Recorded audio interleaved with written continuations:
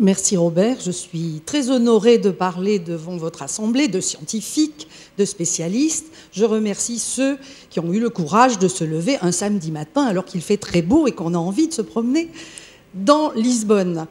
Comme il est dit sur ce transparent, je suis rédactrice en chef, directrice des rédactions de Sciences et Avenir. Sciences et Avenir, je fais la publicité de mon propre journal.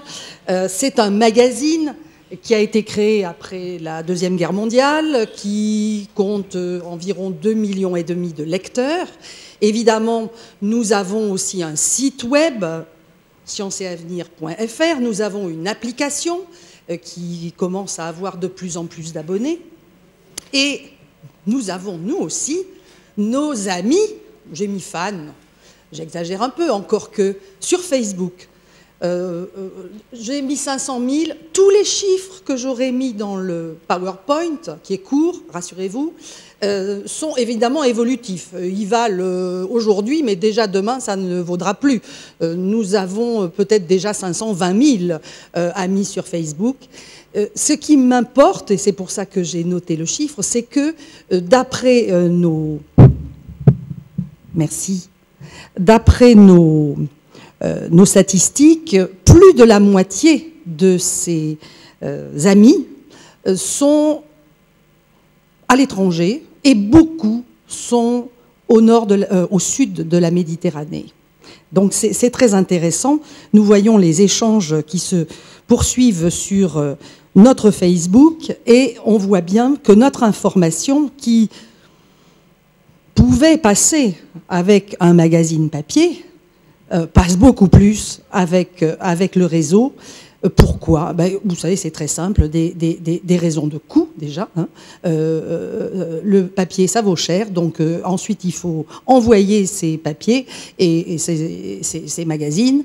Ça prend du temps, voilà. Si ça prend le bateau plutôt que l'avion, ça arrive tard, donc il y a aussi un décalage. Mais surtout, ça coûte trop cher pour les gens. Et puis, ils n'ont pas forcément des habitudes de lecture. Aller au kiosque, ce qui se passera peut-être demain pour nos futurs lecteurs, qui seront peut-être seulement internautes.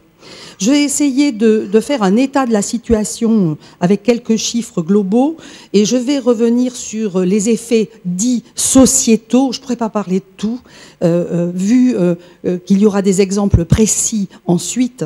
J'aimerais simplement rappeler quelques petites choses dans les domaines connaissance, éducation, presse, santé, industrie et commerce. Je ne ferai que l'aborder très brièvement. Je redirai aussi un mot sur la question de l'État, l'État au sens des États, et qu'est-ce qu'ils ont à faire avec cette numérisation sociétale. Je rappelle que le terme, ça veut dire qu'il se rapporte à la structure, à l'organisation ou au fonctionnement de la société.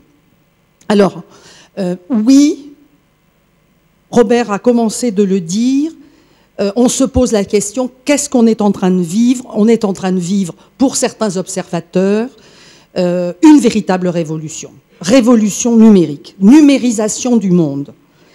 Les chiffres sont là pour le dire.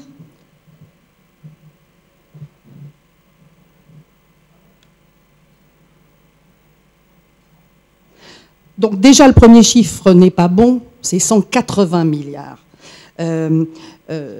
En l'an 2000, sur la masse d'informations accumulées, il est évalué que seulement un quart des bits d'information étaient numériques. Tout le reste était analogique.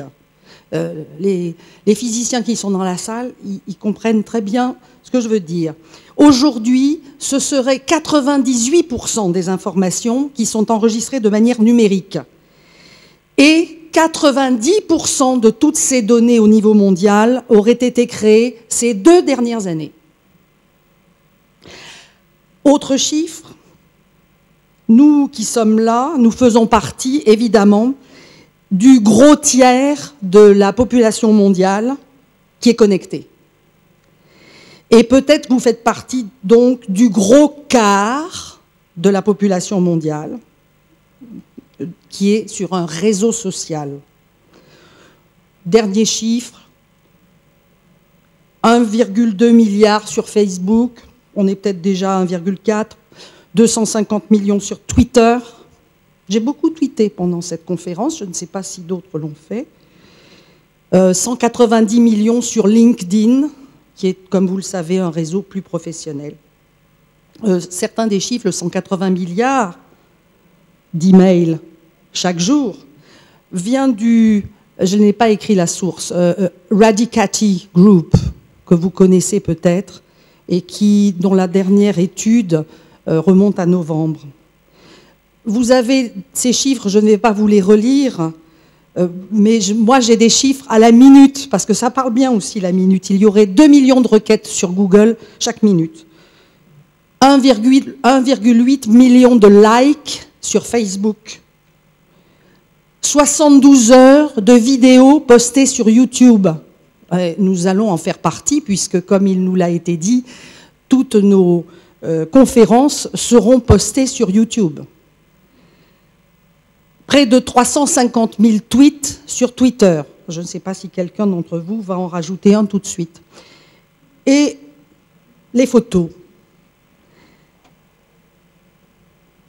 Je fais référence ici à un livre que, évidemment, je vous recommande parce que j'ai contribué à le faire publier en français, mais il a gardé son titre Big Data ou Big Data, par Victor Mayer-Schönberger, qui est professeur à Oxford, mais qui oscille entre Harvard, le MIT, Oxford et la Chine, et aussi Kenneth Cukier, qui est le data editor de The Economist. Ils utilisent cette métaphore, mise en données du monde, déluge numérique, déluge de données. Ils ont une petite comparaison qui vaut ce qu'elle vaut. Ben, vous ferez votre propre idée. Ils rappellent qu'on se réfère toujours à la fameuse bibliothèque d'Alexandrie. Et ils disent, bah, écoutez, aujourd'hui, si on rapporte cela à chaque habitant de cette planète, chacun de nous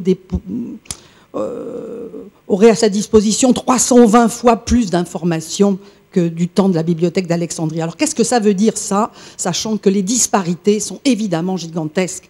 Et je suppose que ça sera évoqué notamment pour la Méditerranée et le continent africain. Alors, vous êtes scientifique, je pense que ça ne vous étonnera pas, mais ça n'est pas forcément évident pour tout le monde. D'une certaine façon, ce déluge de données, il a commencé au cœur du milieu scientifique. Évidemment, l'astronomie. L'astronomie enregistre de façon systématique des milliards de données. Et l'exemple que je vais vous citer, parce que là, il est symptomatique. Vous savez qu'en décembre 2013 a été lancé depuis Kourou le satellite Gaïa. Gaïa qui est un peu un descendant, un fils d'Hipparcos. Et pour vous donner quelques petits chiffres, Hipparcos, donc qui allait voir la situation, la position exacte et la luminosité, etc., de 100 000 étoiles, pour dresser une carte, eh bien Gaïa, son successeur, va en mesurer 1 milliard, dont la luminosité peut être jusqu'à 400 000 fois plus faible que celle des étoiles visibles à l'œil nu, et il doit dresser une carte en 3D pour 2020. Je ne sais pas si nos amis du SQA sont là, mais je rappellerai que la Sloan Digital Sky Survey au Nouveau-Mexique, qui avait démarré en 2000, a fait un petit calcul et a vu qu'en 2 semaines de fonctionnement, leur étude du ciel avait accumulé plus de données qu'il n'y en avait jamais eu dans toute l'histoire de l'astronomie. Alors, ce n'est pas à Robert et aux physiciens des particules que je l'apprendrai, mais au CERN, ce qui a été une obsession de tous, c'est comment traiter la masse de données qui était issue des expériences dans les accélérateurs, donc des expériences grosses consommatrices d'ordinateurs et aussi de réseaux. Autre domaine scientifique très important, tout ce qui concerne la génétique, la génomique. Je crois que j'ai mis quelque chose là-dessus. Oui. Un petit rappel, parce que ça va tellement vite qu'on finit par oublier ces choses-là. Rappelez-vous, on vous a beaucoup parlé du décryptage du génome. Ça a pris 10 ans et ça a coûté $1 milliard. Et aujourd'hui, vous avez des petites entreprises, on connaît beaucoup 23andMe, mais il y en a d'autres, qui vous proposent pour $1000 et en gros une journée de décrypter le génome. Alors pour l'instant, évidemment, selon les législations, cela peut se faire ou non. Mais imaginez qu'à terme, les 7 milliards, et puis on sera à 9 ou 10 milliards dans pas très longtemps, se fassent décrypter le génome. Vous voyez la masse de données qu'il faudra traiter, mais et j'y reviendrai tout à l'heure, quand on parle en termes de médecine personnalisée, c'est par ce genre de chemin qu'on va passer. Donc, astronomie, physique des particules, génétique, voilà, c'est des domaines que vous connaissez bien. Certains d'entre vous, ça m'était redit tout à l'heure, ont œuvré pour essayer d'implanter des ordinateurs plus puissants pour traiter des masses de données scientifiques, pour les échanger, donc réaliser les réseaux ad hoc, etc. Mais, comme vous l'avez compris, je voudrais parler plus généralement pour la société.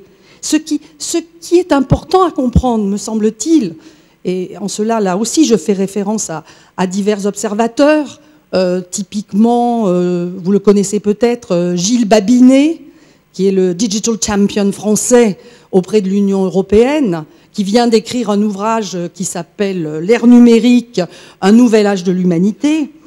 Ce qui est important à comprendre, c'est que donc, ces données, on les traite, ces milliards de données, on les traite. Ce qui est important, et ça aussi en tant que scientifique, vous le savez pertinemment, elles font émerger de nouvelles idées. Vous savez bien, c'est presque l'expression américaine, « more is not only more, it's sometimes other ». C'est-à-dire, plus vous avez d'informations, et vous avez ce quantitatif qui, à un certain moment, donne un nouveau qualitatif.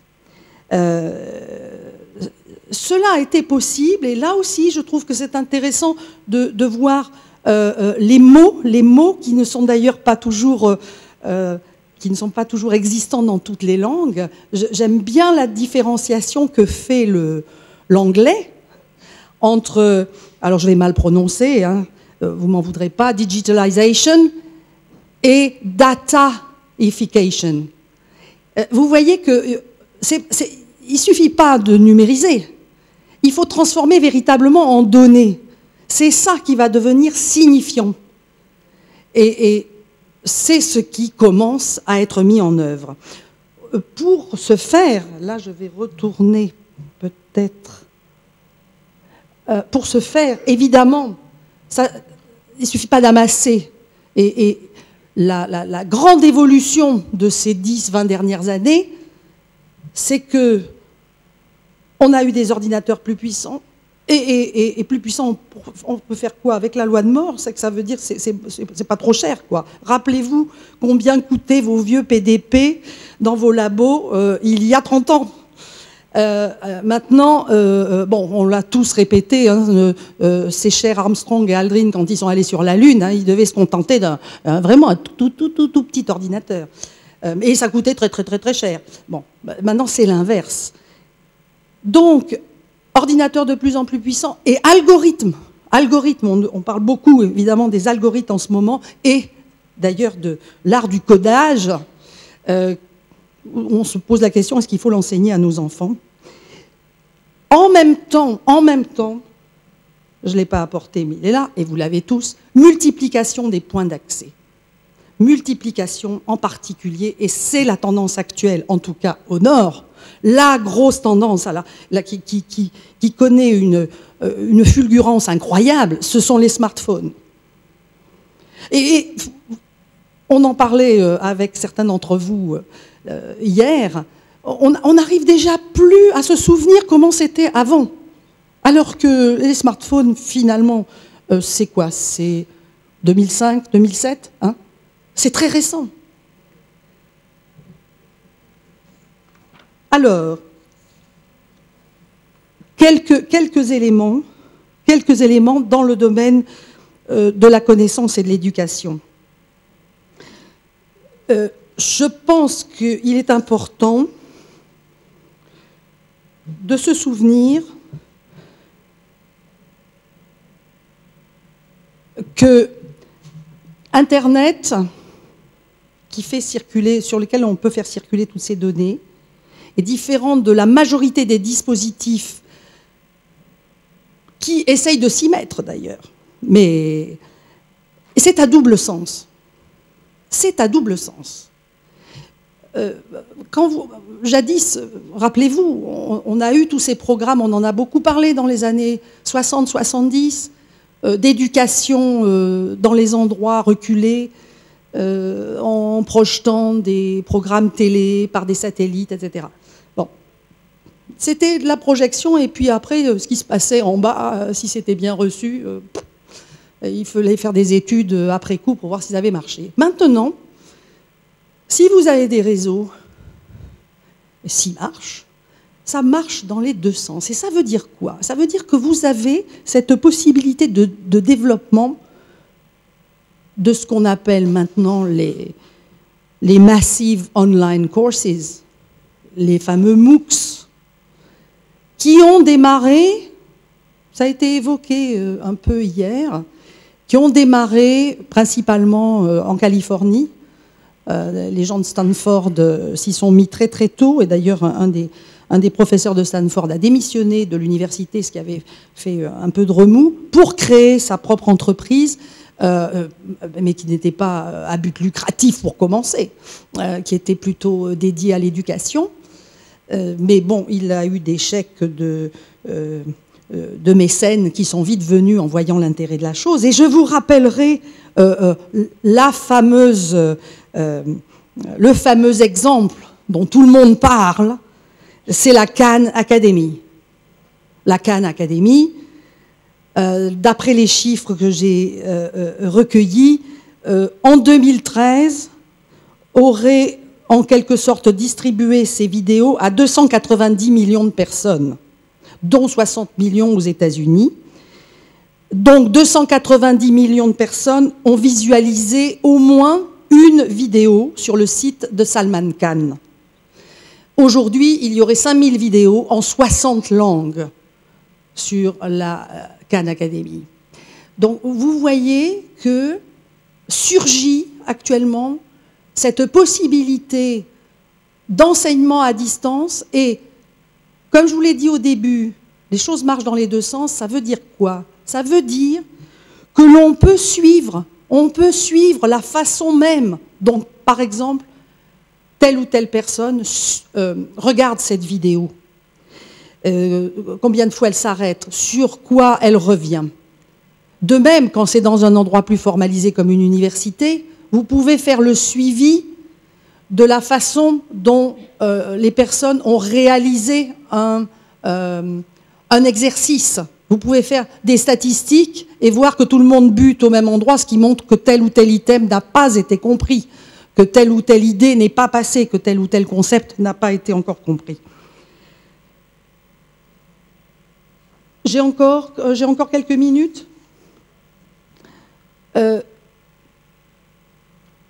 Donc, possibilité, et je suppose qu'il y aura des questions tout à l'heure, de suivre chaque individu qui est en bout de chaîne. Vous vous doutez des questions que ça pose d'un point de vue éthique et évidemment d'un point de vue de l'organisation même de la société. Ce qu'on peut penser, c'est que ces MOOCs, effectivement, ils ont été lancés par un certain nombre de gens qui étaient dans des positions d'académiques, comme vous, pour la plupart.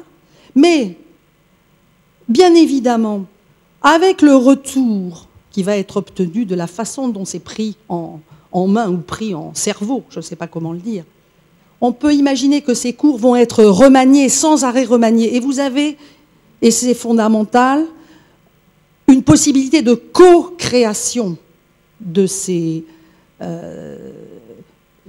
substance destinée à l'éducation.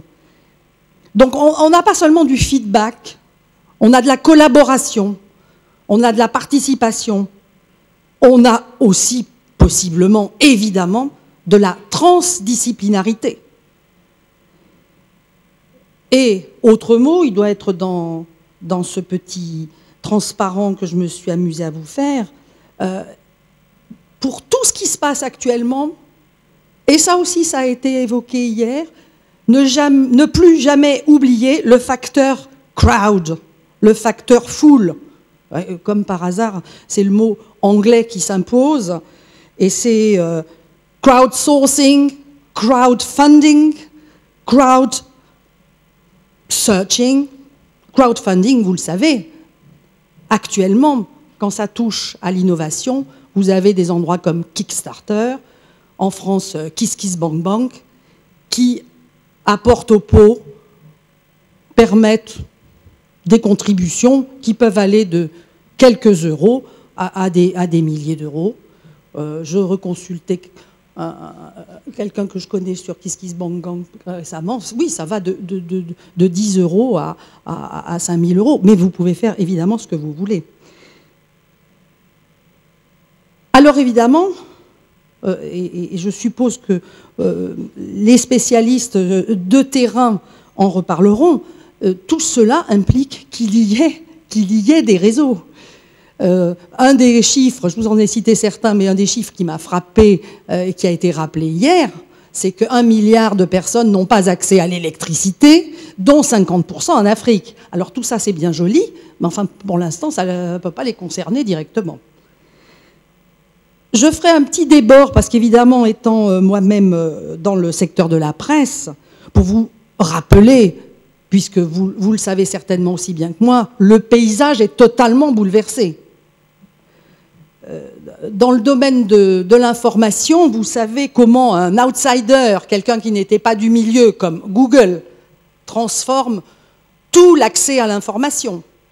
Google, qui est un agrégateur de contenu, à côté, évidemment, chaque lieu de presse, des lieux très prestigieux comme le New York Times ou des télés comme la BBC, ont créé leurs propres sites, qui sont des lieux de ressources, bien sûr. Mais attention, attention, vous savez que ce paysage est bouleversé parce que le nerf de la guerre, c'est-à-dire l'argent, ne vient plus dans ces lieux-là, sachant qu'il n'y a pas que Google, mais il y a Facebook. Robert le disait au début, Facebook et Google, à eux deux, actuellement, détiennent les 2/3 de la manne publicitaire sur mobile. C'est juste énorme. Et c'est juste récent. Et quand certains disaient « on n'a pas vu venir certains changements », alors là, je peux vous dire qu'un certain nombre d'éditeurs ne l'ont pas vu venir du tout. Et actuellement, vous savez à quel point on cherche sans arrêt à dialoguer ou à forcer un peu Google à pas trop empiéter sur certaines prérogatives qui étaient jadis celles des éditeurs. Ça ne pose pas qu'une question économique, ça pose justement la question aussi de « mais qu'est-ce qui circule sur ces réseaux? Quelle information ?» Alors, il a toujours été de bon ton de dire que sur Internet, c'était l'enfer, quoi. C'était l'enfer. D'ailleurs, les pays les plus autoritaires ont commencé par verrouiller l'Internet. Et ça continue. Ben, il y avait des endroits où on ne pouvait pas le recevoir. Je me souviens de l'époque, c'était en 97. C'était 97, oui. Je suis allée au Vietnam pour donner des cours à des collègues. Et ben, il y avait tous les ordinateurs qui étaient dans des pré-cybercafés. C'est-à-dire tout était prêt, là. Vous voyez, vous aviez toutes les connexions prêtes, mais enfin, le gouvernement n'avait pas encore donné son autorisation. Et effectivement, j'ai un peu dit à mes collègues ce que l'on pouvait trouver sur Internet, parce que vous vous doutez que quand les choses sont interdites, c'est là qu'on fantasme le plus. Et effectivement, je leur ai dit qu'on trouvait tout, donc le pire et le meilleur. Le problème était aussi d'apprendre à s'en servir.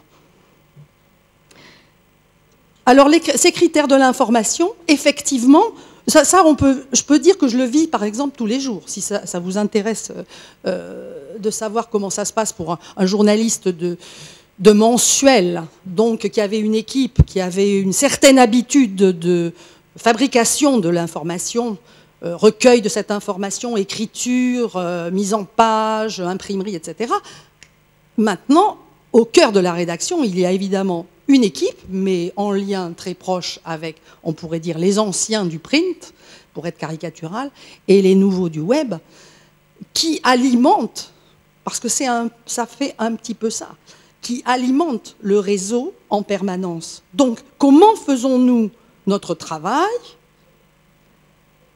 avec les critères qui restent les nôtres, à savoir choix, hiérarchisation.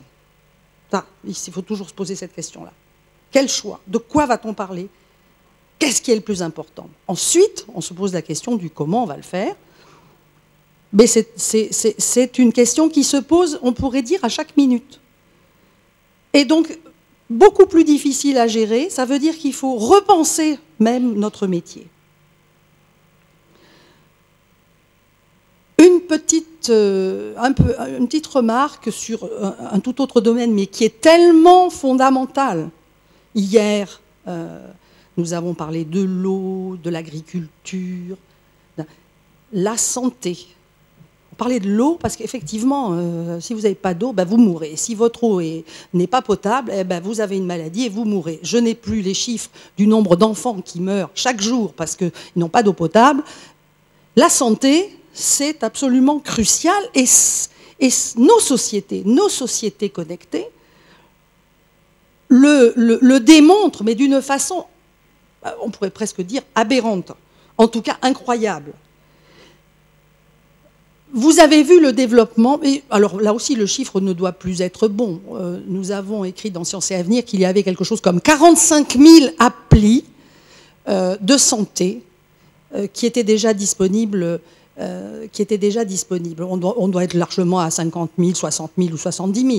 Ça veut dire quoi? Ça veut dire que énormément de gens maintenant, sachant qu'ils peuvent avoir à disposition un smartphone qui va, par exemple, regarder si la petite tache qu'ils ont sur la peau ne pourrait pas être un début de mélanome, ou bien si vraiment leur pouls est un petit peu rapide, est-ce que ça ne dénoterait pas le début de quelques maladies? Vous avez actuellement l'essor de ce qui s'appelle l'autodiagnostic, le quantified self, et développement, ce qui n'est pas anodin, d'un grand nombre d'entreprises, de petites entreprises, qui se mettent sur ce créneau, aussi bien pour définir les objets qui vont permettre d'accéder, les détecteurs, mais aussi la conception même de l'appli. Dans nos sociétés aussi, vous le savez à quel point c'est un enjeu, et c'est un enjeu tellement stratégique que pour l'instant les choses avancent très lentement. L'enjeu du dossier médical personnalisé. Avec les nouveaux moyens de recueil d'informations, on peut se dire que petit à petit, on va pouvoir avoir un enregistrement en permanence de l'état, des éléments vitaux de chaque personne, toute sa vie. Et comme vous le savez, très important pour les médecins de faire un diagnostic. Les chiffres qui circulent parfois, et les médecins n'aiment pas trop ça, c'est que quand même, il y a beaucoup de diagnostics faux qui se font dans les cabinets médicaux. Beaucoup de diagnostics faux. Et ça peut se comprendre. Très très difficile d'ingérer toutes ces informations. Vous savez que se préparent des très... Alors là, ça reste dans le laboratoire pour l'instant. Mais des très très très gros ordinateurs, un peu comme Watson, qui cruncheraient absolument toutes les données sur toutes les maladies que vous pouvez imaginer, que ce soit les prémices d'Alzheimer ou de Parkinson, et qui aideraient, enfin c'est ça qui est politiquement correct, qui aiderait le médecin à faire son diagnostic. le risque, comme vous vous en doutez, c'est qu'une fois que la machine aura fait un diagnostic, ça sera très, très difficile pour le médecin d'aller contre et de garder sa liberté par rapport à ce diagnostic. Enfin, on employait le terme tout à l'heure avec quelqu'un dans la salle, pour tout ce qui est plus industriel ou en tout cas fabrication d'objets, vous savez que est en train de se développer de façon massive la tendance du do-it-yourself, le DIY. Pas facile à prononcer pour un francophone. Là, on peut dire que les choses ont commencé, mais c'est toujours, vous savez, chacun revendique la paternité de ces évolutions, mais c'est vrai que dans les années 2000 au MIT, c'est là qu'on a commencé à se reposer la question de l'évolution des processus industriels. Et évidemment, ils se sont bien rendus compte qu'on était actuellement on a hérité de décennies classiques avec des organisations très hiérarchisées et pyramidales comme ça. Maintenant, ça pourrait ne plus marcher du tout comme ça pourrait être beaucoup plus horizontal, voire transversal, puisque un grand nombre de gens sont connectés. Là aussi, pourquoi n'apporteraient-ils pas leur pierre à un édifice intellectuel?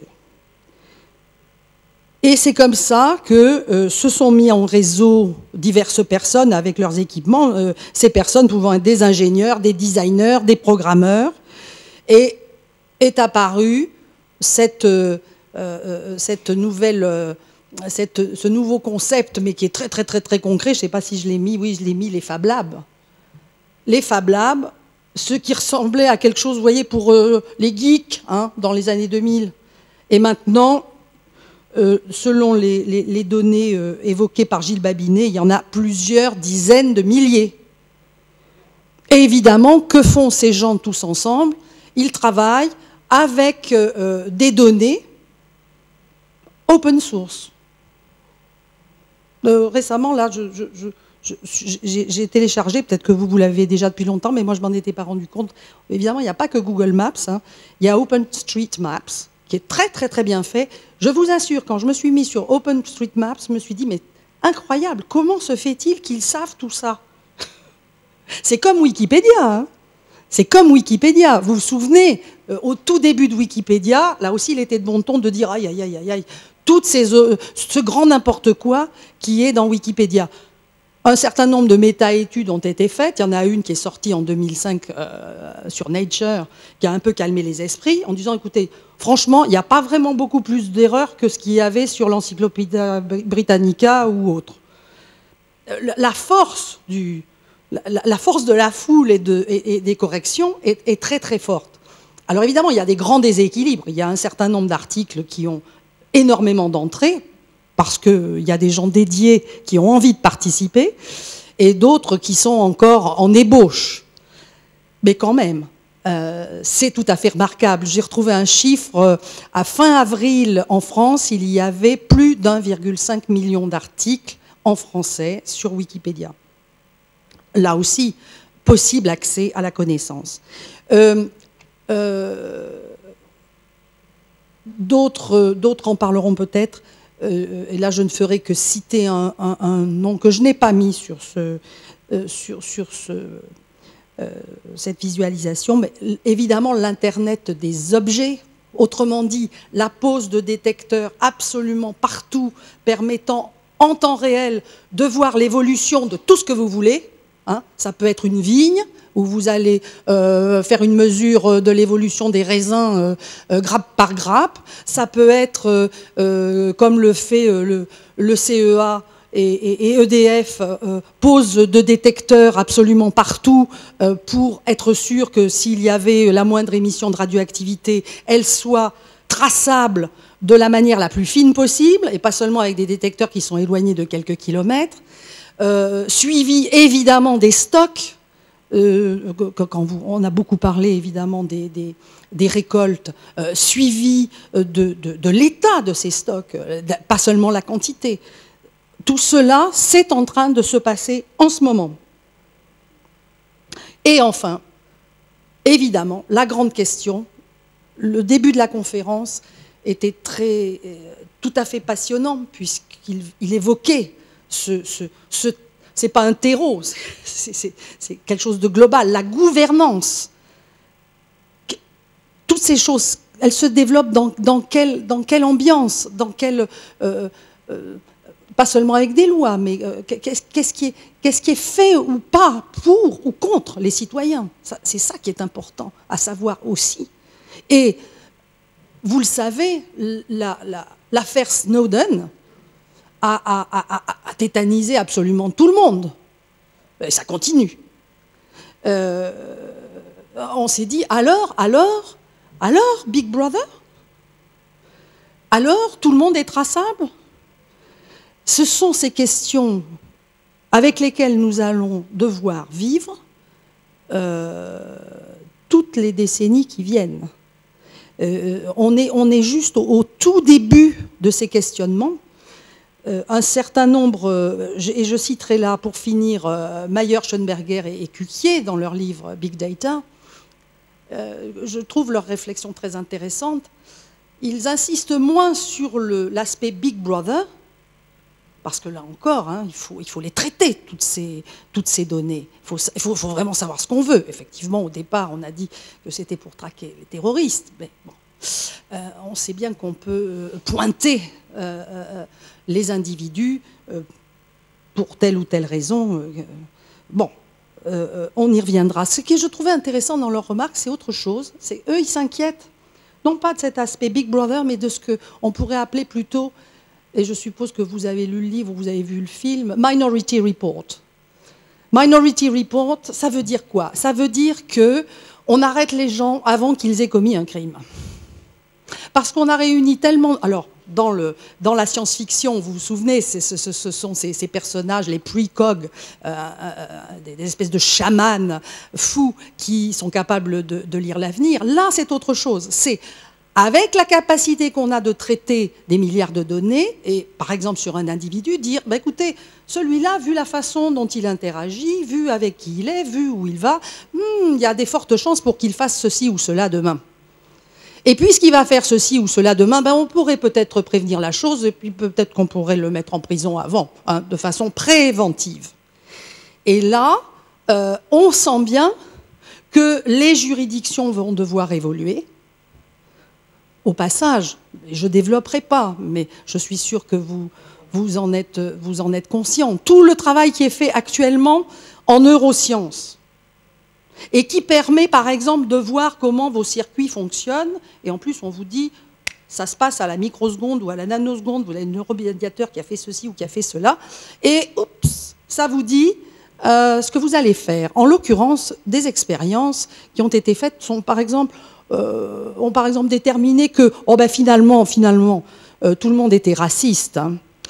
Quand on fait la mesure, alors vous avez des expériences avec une certaine méthodologie, vous associez des mots, et vous voyez comment les gens réagissent, vous voyez on les filme, etc. On dit, oh oui, on voit bien que spontanément, les gens vont s'associer, les Français, plutôt à la Corrèze qu'aux Zambèzes. Zambèzes, c'était hier soir. Mais tenus par leur... Alors, je ne sais pas si c'est le surmoi à la Freud ou autre chose, non. Ils vont changer ce qu'ils avaient amorcé comme mouvement, ils le modifient parce qu'ils sont tenus par leur surmoi. Bon, ça a l'air d'être une blague, mais quand un jour, dans les tribunaux, vous aurez des gens qui diront « c'est pas moi, c'est mon cerveau », ou que ça sera l'avocat qui dira ça, c'est pas moi, mais c'est mes comportements analysés par un ordinateur, ça c'est pas moi. Donc quelque chose qui a été analysé par ailleurs, mais c'est pas moi. Vous voyez que ça va toucher, et c'est déjà en train de toucher, au cœur d'une identité. Et surtout de la liberté, du free will. Voilà. Ce sont j'ai jeté quelques idées.